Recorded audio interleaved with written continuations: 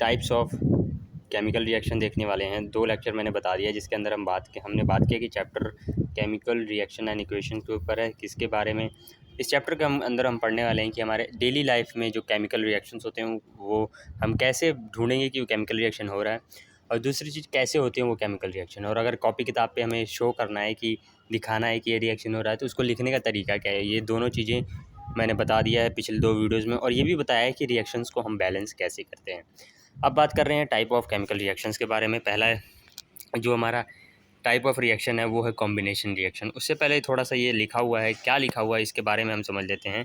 We have learned in class 9, हमने class 9 में पढ़ा है, that during chemical reaction atoms of one element do not changes into those of another elements. यानी कि हमने class 9 में पढ़ रखा है कि केमिकल रिएक्शंस के अंदर एक एलिमेंट का जो एटम होता है वो दूसरे एलिमेंट के एटम में कन्वर्ट नहीं होता है। ये हमने क्लास 9 में पढ़ रखा है। Nor do atoms disappear from the mixer और अपेयर्स फ्रॉम एल्सवेयर। और ये भी नहीं होता कि एक मिक्सचर के अंदर रिएक्शन जो हो रही है उसके अंदर कोई नए एटम बन जाएं, पैदा हो जाएं, और कई एटम गायब हो जाएं। ऐसा कोई चीज़ होने को नहीं दिखती है। बल्कि होता क्या है केमिकल रिएक्शन में, actually chemical reaction involve the breaking and making of the bonds between atoms to produce new substances. You will study about types of bond formed between atoms in chapter 3 and chapter 4। और chemical reaction में actually हम पढ़ते क्या हैं कि दो atoms के बीच के बॉन्ड को टूटना और बनना को ही हम केमिकल रिएक्शंस कहते हैं। जैसे कि एक घर के अंदर शादी होती है तो एक नया बॉन्ड बनता है, और अगर तलाक होता है या किसी से डिस्प्यूट हो जाता है, लड़ाई हो जाती है, तो बॉन्ड्स टूटते हैं। तो ये लाइफ का रिएक्शन है। वैसे ही केमिकल रिएक्शन में क्या है, एक एटम है दूसरा एटम है जुड़े हुए हैं, उसने एटम ने दूसरे एटम से रिश्ता तोड़ दिया, किसी से जोड़ लिया, तो उसको हम एक केमिकल रिएक्शन कहेंगे। अब बात करते हैं टाइप्स ऑफ केमिकल रिएक्शन। पहला है कॉम्बिनेशन रिएक्शन। कॉम्बिनेशन रिएक्शन क्या होता है, उससे पहले एक एक्टिविटी के माध्यम से हम समझेंगे कि एक एग्जाम्पल कॉम्बिनेशन रिएक्शन का समझेंगे। एग्जाम के अंदर बहुत इंपॉर्टेंट है, ऐसे पूछ सकता है आपको घुमा फिरा के कि ये एक्टिविटी का नाम दे देगा, calcium oxide reacts with H2O, ऐसे दे देगा और पूछेगा कि ये बताओ कौन सा रिएक्शन है। तो आपको याद होना चाहिए, लिख के याद कर लो ये रिएक्शन, ताकि आपको जब ये पूछे कि ये बताओ ये किस टाइप का रिएक्शन शो हो रहा है, जैसे ये वाला इक्वेशन आपको लिख कर दे दिया और पूछ रहा है कि ये बताओ किस टाइप का रिएक्शन है, तो आप क्या बोलोगे, कॉम्बिनेशन रिएक्शन है। किस तरह के से ये कॉम्बिनेशन रिएक्शन को ऊपर से मैं तुमको बताऊँ तो दो चीज़ों का मिलना is called as combination reaction. जैसे एग्जांपल है activity 1.4, take a small amount of calcium oxide. एक कैल्शियम ऑक्साइड आपने सॉलिड फॉर्म में लेना है, जैसे कि आप चॉक समझ लो, चॉक है, कैल्शियम ऑक्साइड है, वो चॉक जैसा दिखता है, और quick lime in a beaker. और कैल्शियम ऑक्साइड को हम क्विक लाइम भी कहते हैं। तो आपको ये भी याद रखना है, कैल्शियम ऑक्साइड को हम क्विक लाइम भी कहते हैं। और एक बीकर में ले लेना है, यानी कि जो बगल में डब्बा दिख रहा है इसको हम बीकर कहते हैं। Slowly add water to this, और धीरे धीरे उसके अंदर पानी डालो। यानी कि पहले उसको कैल्शियम ऑक्साइड को डाला, फिर उसको बीकर के अंदर डाल दिया, उसके बाद धीरे धीरे पानी डालना शुरू किया। और उसके बाद क्या करो, पानी डालने के बाद बीकर को छुओ, तो तुमको क्या फील होगा? Do you feel change in temperature? क्या तुम्हें टेम्परेचर में चेंज देखने को मिल रहा है? तो हम देखते हैं क्या होता है जब हम एक कैल्शियम ऑक्साइड सॉलिड यानी कि क्विक लाइन को हम एक बीकर के अंदर डाल देते हैं और धीरे धीरे पानी डालते हैं, तो हमारे पास स्लेग्ड लाइम बनता है। स्लेग्ड लाइम मतलब उसके अंदर OH जुड़ जाते हैं। ये तुमको रिएक्शन रटा होना चाहिए, CaOH2 एक्वस। अब मैंने क्या बोला, पानी के अंदर कोई भी चीज़ हम मिलाते हैं तो वो एक्वस बन जाता है। तो क्विक लाइम से क्या बना, स्लेग्ड लाइम, और यहाँ पे हीट निकलती है। जैसे कि मैं एग्जांपल से बताऊँ, कुछ चीज़ें होती हैं, दो चीज़ मिलाओ तो हीट निकलती है। तुम बोलोगे यार सर यहाँ पे आग तो लगाया नहीं, आग लगी नहीं, हमने कुछ चिंगारी फेंकी नहीं, तो हीट कैसे, गर्म कैसे हो गया, ये सोल्यूशन गर्म कैसे हो गया? तुम देख रहे हो यहाँ पे हाथ लगा के देख रहा है और गर्म हो गया बीकर, ये कैसे हुआ? बेस्ट एग्जांपल बताऊंगा, ज़िंदगी भर के लिए तुम्हें पता लग जाएगा कि हीट कैसे प्रोड्यूस होती है। तुम एक सरफ़ लो, सरफ़ को अपने हाथ में ले लो, सरफ़ का पाउडर अपने हाथ में ले लो और थोड़ा सा पानी अपने हाथ में डाल के उसको रगड़ो, देखना तुम्हारा हाथ जलेगा और गर्म हो जाएगा। उसको हम एक्ज़ोथर्मिक रिएक्शन कहते हैं, जो कि आप आगे आने वाले क्लासेस में पढ़ोगे। मैं अभी इसलिए बता रहा हूँ ताकि तुम रिलेट कर सको। तो हीट इस तरीके से निकलती है। तुम बोलोगे यार ये पॉसिबल ही नहीं है, हीट कहाँ से आ गई, ये तो पानी है, पानी कैसे गर्म हो गया, हमने आग पे रखा नहीं। पर एक बार तुम ट्राई करना, सरफ़ को हाथ में लेना, उसमें थोड़ा सा पानी डालना और महसूस करना, देखना सरफ़ बहुत ज़्यादा गर्म लगेगा तुमको। तो ये रिएक्शन तुम्हें याद होना चाहिए। उसके बाद क्या है, इस रिएक्शन में हो क्या रहा है ये पढ़ लेते हैं। इन reaction calcium oxide and water combine to form a single product, calcium hydroxide. Such as reaction in which a single product is formed from two or more reactant is known as combination reaction. अब यहाँ पे combination reaction का definition भी दिया है. combination reaction क्या होता है? दो और दो से ज़्यादा रिएक्टेंट मतलब सामग्री जो हम मिलाएंगे रिएक्शन में पार्टिसिपेट करेंगी, सम्मिलित होंगी रिएक्शन में, उसको रिएक्टेंट कहते हैं. दो या दो से ज़्यादा जितने दो या दो से ज़्यादा रिएक्टेंट होते हैं वो एक साथ कंबाइन करके एक सामान बनाते हैं, तो उसको हम कॉम्बिनेशन रिएक्शन कह सकते हैं. अगर एग्जांपल दूं डेली लाइफ से, वो रिएक्शन नहीं है पर तुम्हें समझाने के लिए बता रहा हूँ. जैसे ढेर सारी चीज़ें, आलू, मसाला, नमक वगैरह वगैरह, पानी वगैरह हम मिलाते हैं. इतनी सारी चीज़ें मिलाई पर बनती एक चीज़ है. क्या बनती है? सब्जी बनती है. वैसे ही तुम समझ लो कैल्शियम ऑक्साइड और पानी को मिलाया, यहाँ पे दो चीज़ें मिलाई गई हैं. कई एग्जांपल में तीन चीज़ें, कई एग्जांपल में चार चीज़ें मिलाई जाएंगी, पर ये वाला एग्जांपल याद होना चाहिए. कैल्शियम ऑक्साइड को हमने पानी में मिलाया तो कैल्शियम हाइड्रोक्साइड मिलता है और इसमें से हीट निकलती है, क्योंकि ये एक्सोथर्मिक रिएक्शन है. और एक और चीज़ याद रखना, अगर तुम्हें ये याद नहीं हो रहा है कि हीट कहाँ से आ गई, आग लगाया नहीं, फलाना किया नहीं, ढमकाना किया नहीं, और हमने आग तो गर्म किया नहीं, पानी को कैसे हीट निकल रही है, तुमने सरफ लेना है, हल्का सा पानी उसमें डालना और चेक कर लेना है, तुम्हें समझ आ जाएगा कैसे होगा. इसका रिएक्शन जो है कॉम्बिनेशन रिएक्शन का डेफिनेशन और एग्जांपल दोनों याद होना चाहिए. क्या आप जानते हैं इस solution of slaked lime produced by the reaction 1.13 is used to white washing wall. Calcium hydroxide reacts slowly with the carbon dioxide in air to form a thin layer of calcium carbonate on the walls. Calcium carbonate is formed after 2 to 3 days of whitewashing and gives a shiny finish to walls. It is interesting to note that the chemical formula of marble is also CaCO3. तुम्हें यहाँ पे ये बताने की कोशिश कर रहा है, जो स्लेक्ड लाइम है उसको हम, जिसको पुट्टी बोल रहे हैं, पुट्टी को हम दीवार पे लगाते हैं तो धीरे धीरे वो हवा के साथ रिएक्ट करके क्या बनाती है? CaCO3 बनाती है, जो कि एक शाइनी कलर है और इसको कैल्शियम कार्बोनेट कहते हैं. और ये एग्जांपल में 1 नंबर में 2 नंबर में पूछ सकता है कि बताओ वॉल के ऊपर हम क्या लगाते हैं और उसका क्या रिएक्शन है, तो ये भी तुम्हें याद होना चाहिए. तो हम कैल्शियम हाइड्रोक्साइड का जो पेस्ट होता है उसको वो दीवार पे लगाते हैं, वो CO2 के साथ है, जो हवा के अंदर कार्बन डाइऑक्साइड वो प्रेजेंट होती है, उसके साथ रिएक्ट करके कैल्शियम कार्बोनेट बनाता है और हल्की सी नमी छोड़ता है, यानी कि सूख जाता है, और वो एक शाइनी अपीयरेंस देता है. Let us discuss some more examples of combination reaction. चलो कुछ और कॉम्बिनेशन रिएक्शन का हम बात करते हैं, कैसे और एग्जांपल्स क्या हैं, ये भी तुम्हें याद होना चाहिए.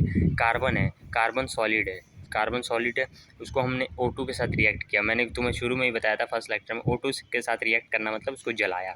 तो तुम्हें भी पता है कार्बन को जब हम जलाते हैं तो क्या प्रोड्यूस होता है? CO2 प्रोड्यूस होता है. कोयला लो, कोयले को तुम जलाओ तो काला धुआं निकलेगा, उसको हम क्या कहेंगे? CO2 कहेंगे. यानी कि बेस्ट एग्जांपल क्या है? कोयला, यानी कि कार्बन ही होता है वो कोयला. कार्बन को हम जब जलाएंगे तो क्या बनेगा? CO2 बनेगा. ठीक है. Formation of water from H2 and O2. अगर हम H2 को और O2 को मिलाते हैं तो H2O का फॉर्मेशन होता है. ये भी एक कॉम्बिनेशन रिएक्शन का एग्जांपल है. In simple language we can say that when two or more substances, element और compound combine to form a single product, the reaction are called combination reaction. यानी कि क्या कह रहा है, एक सिंपल वर्ड में बोलें तो दो और दो से ज़्यादा एलिमेंट हो या कंपाउंड हो, एक साथ मिल के एक चीज़ बनाते हैं तो इसको कॉम्बिनेशन रिएक्शन कहते हैं. एलिमेंट का मतलब हो गया पीरियोडिक टेबल में 118 एलिमेंट है वो तो सारे एलिमेंट कहलाएंगे. कंपाउंड का मतलब क्या हुआ? दो एलिमेंट या दो से ज़्यादा एलिमेंट को मिला के जो चीज़ बनती है कंपाउंड कहती है. तो या दो से ज़्यादा कंपाउंड या दो से ज़्यादा एलिमेंट मिल के जो चीज़ बनाते हैं उसको हम क्या कहेंगे? कॉम्बिनेशन रिएक्शन कहेंगे. In activity 1.4 we also observe that the large amount of heat is evolved. और तुम अब बोलोगे हीट का एक्सप्लेनेशन कहाँ है? यहाँ है. तो हमने देखा कि वहाँ से हीट भी निकल रही थी. इसका कारण क्या है? This makes the reaction mixture warm. और रिएक्शन को, बीकर को, वाटर को सारा वो गर्म कर देती है. Reaction in which heat is released along with the formation of product are called exothermic reaction. हमें याद रखना है कि एक्सोथर्मिक रिएक्शन क्या मतलब क्या है. डेफिनेशन पूछ लेगा तुमसे, व्हाट इज़ एक्सोथर्मिक रिएक्शन, तुम्हें पता होना चाहिए. एक्सोथर्मिक रिएक्शन का मतलब होता है जिस रिएक्शन में हीट निकलती है प्रोडक्ट के साथ. क्या मैंने बोला? जिस रिएक्शन में हीट निकलती है प्रोडक्ट के साथ उसको हम एक्सोथर्मिक रिएक्शन कह सकते हैं. वो रिएक्शन कॉम्बिनेशन भी हो सकती है, वो अलग अलग टाइप की रिएक्शन हो सकती है. ये नहीं होती है कि सिर्फ कॉम्बिनेशन रिएक्शन में ही नहीं एक्सोथर्मिक होगा. एक्सोथर्मिक वो रिएक्शन होता है, कोई भी हो, जिसके अंदर प्रोडक्ट के साथ हीट निकलता हो. Other examples of exothermic reaction. अब एक्सोथर्मिक रिएक्शन का एग्जांपल है ये ये मत समझना कि ये कॉम्बिनेशन रिएक्शन का एग्जांपल है। इस रिएक्शन का ये जो एग्जांपल दे रखा है इसके अंदर तुम्हें हीट निकलती हुई देखेगी। कैसे निकलती हुई देखेगी? Burning of natural gas. Natural gas क्या है? CH4, मीथेन, इसको मीथेन कहते हैं। ये भी तुम एक जगह नोट लिख लो या अपने बुक में लिख लो कि नेचुरल गैस क्या होता है? मीथेन होता है। उसको हमने जलाया, मीथेन को O2 के साथ रिएक्ट करवाया तो क्या बनता है? CO2 and water. क्या बनता है? CO2 and water. और उससे हीट रिलीज होती है जिससे हम खाना पका सकते हैं। Do you know that respiration is an exothermic reaction? और क्या तुम्हें पता है कि रेस्पिरेशन है जो हमारा रेस्पिरेशन है जो हमारे फेफड़ों के अंदर होता है वो एक एक्सोथर्मिक रिएक्शन है, यानी कि उसमें से भी हीट निकलती है। ठीक है, ये तुमसे पूछ सकता है कि क्या डू यू ये पूछ सकता है एग्जाम के अंदर कि which type respiration is which type of reaction, exothermic और एंडोथर्मिक। एंडोथर्मिक का मतलब है कि उस रिएक्शन में हीट एब्जॉर्ब होगी और एक्सोथर्मिक का मतलब रिलीज होगी। तो we all know that we need energy to stay alive. हमें पता है कि जीने के लिए एनर्जी की आवश्यकता है। We get this energy from the food we eat. और ये सारी एनर्जी हम कहाँ से लेते हैं? जो हम खाना खाते हैं वहाँ से लेते हैं। ड्यूरिंग डाइजेशन, पाचन क्रिया के दौरान food is broken down into simpler substance. और जो फूड है वो टूट के छोटे छोटे टुकड़ों में और सिंपलर सब्सटेंस में बन जाता है। For example rice, potato and bread contain carbohydrate. हमें पता है कि राइस, पोटैटो और ब्रेड के अंदर कार्बोहाइड्रेट होता है। These carbohydrates are broken down to form glucose. हमें पता है कि ग्लूकोज किस में टूट जाता है? गलती होगी। कार्बोहाइड्रेट कहाँ किसके अंदर टूट जाता है? जो खाना होता है उसको सिंपलर कंपाउंड में टूटने के बाद वो कार्बोहाइड्रेट्स के अंदर कन्वर्ट होता है। और कार्बोहाइड्रेट्स किसी मैकेनिज़्म के द्वारा हमारे शरीर के अंदर ऐसी प्रक्रियाएं लगा रखी है ऊपर वाले ने कि वो जब मैकेनिज़्म काम करता है तो कार्बोहाइड्रेट को किस में कन्वर्ट कर देता है? ग्लूकोज के अंदर। और this glucose combine with oxygen, और ये ग्लूकोज ऑक्सीजन के साथ कंबाइन होती है इन द सेल, हमारे सेल के अंदर, हमारी कोशिकाओं के अंदर, of our body and provide energy. और उससे क्या बनाती है? एनर्जी, यानी कि हीट बनाती है, एनर्जी बनाती है, जो कि हमें चलने फिरने, सांस लेने में, हर प्रक्रिया करने में, पाचन क्रिया करने में, भागने में, दौड़ने में, खेलने में, पढ़ाई करने में जो एनर्जी रिक्वायरमेंट होती है वो इसीलिए खाने से मिलता है हमें। The special name of this reaction is called respiration. और इस स्पेशल नेम क्या है इस रिएक्शन का? कार्बोहाइड्रेट से ग्लूकोज बनना और ग्लूकोज से हमारा जो है एनर्जी प्रोड्यूस होना is called as respiration. The process which you will study in chapter 3। और ये रेस्पिरेशन कौन से चैप्टर में तुम पढ़ोगे? चैप्टर 3 में पढ़ोगे। ये रहा हमारा ग्लूकोज से एनर्जी बनने का रिएक्शन। ये बहुत ही ज़्यादा इंपॉर्टेंट रिएक्शन है, ये तुम्हें याद होना चाहिए।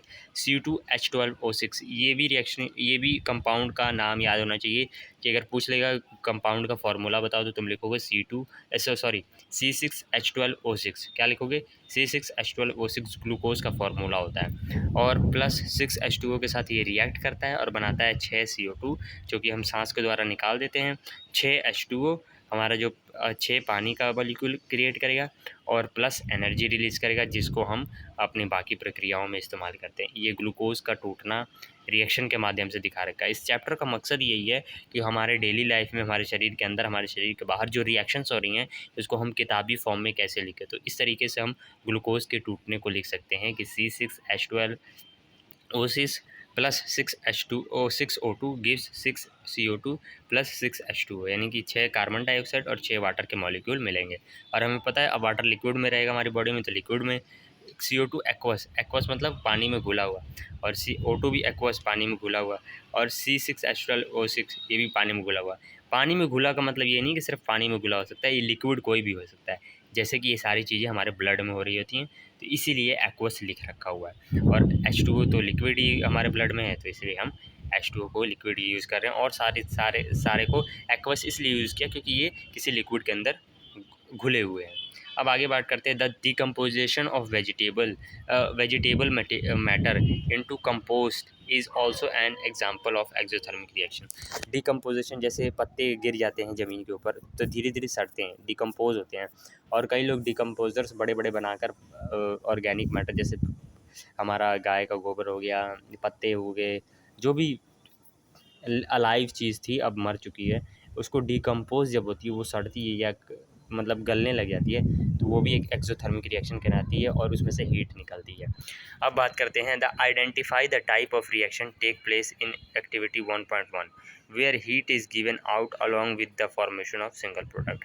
1.1 एक्टिविटी में बताओ कि वो कौन सा रिएक्शन है। यहाँ पे साफ लिखा है कि उसके अंदर से हीट निकलती है, तो वो एक किस टाइप का रिएक्शन हो गया, एक्सोथर्मिक रिएक्शन हो गया। तो उस पॉइंट पे जाके 1.1 एक्टिविटी पे जाके उस रिएक्शन के आगे एक्सोथर्मिक रिएक्शन लिख लो, क्योंकि ये पूछना लाजमी है कि वो पूछ सकते हैं कि ये 1.1 रिएक्शन बताओ कौन सा रिएक्शन है, एक्सोथर्मिक की एंडोथर्मिक। अब आगे बढ़ते हुए हम देखेंगे डीकम्पोजिशन रिएक्शन। ये हम अगली वीडियो में कवर करेंगे। तब तक इस जो मैंने अभी तक पढ़ाया है उसको अच्छे से आपके दिमाग में बैठ जाना चाहिए। एक बार पढ़ने से आपको याद नहीं रहेगा, एक बार पढ़ोगे ऐसा लगेगा कि बस अब पढ़ने की ज़रूरत नहीं, पर एक हफ्ते बाद दोबारा याद करने की कोशिश करोगे तुम्हें कुछ नहीं याद होगा। आशा करता हूँ तुम्हें हर चीज़ समझ आ रही हो। अगली वीडियो में मिलते हैं डीकम्पोजिशन रिएक्शन के साथ, तब तक के लिए बाय बाय।